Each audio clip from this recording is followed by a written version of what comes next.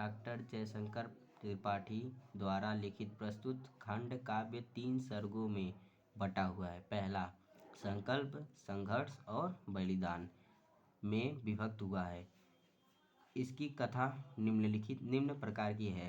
प्रथम सर्ग में संकल्प हुआ था। भारत की स्वतंत्रता से पूर्व यहाँ ब्रिटिश हुकूमत थी। यानी भारत में स्वतंत्रता से पहले ब्रिटिश हुकूमत करते थे, अंग्रेजों का साम्राज्य था। भारतीय लोग पर अंग्रेजों तरह तरह के अत्याचार कर रहे थे।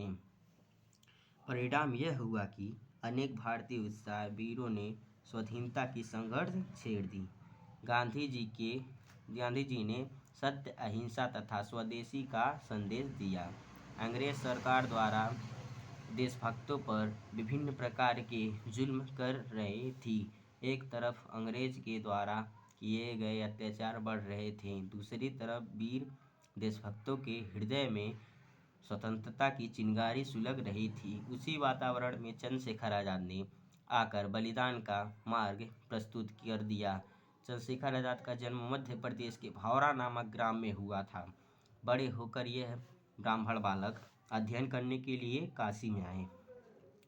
इन्होंने वहाँ के समाचार पत्रों में अंग्रेजों द्वारा किए गए जुल्म की कहानियाँ पढ़ पढ़कर उनका खून खौलने लगा और उनका चेहरा क्रोध से तमतमा उठा। रॉलेट एक्ट और उसके विरोध में जलियांवाला बाग हत्याकांड की सभा हुई। अंग्रेजों द्वारा चारों ओर से घेर कर उस निहत्थों भीड़ में गोलियां चलवा दी गई। जनरल डायर के आदेश पर इस हत्याकांड का समाचार सुनकर चंद्रशेखर की आंखें सलज हो उठी, मुख क्रोध से लाल हो गया। इन्होंने अपने साथियों को देशभक्त की प्रेरणा देते हुए कहा कि सूत्र की रटना छोड़ दो, अब स्वतंत्रता की पाठ पढ़ो।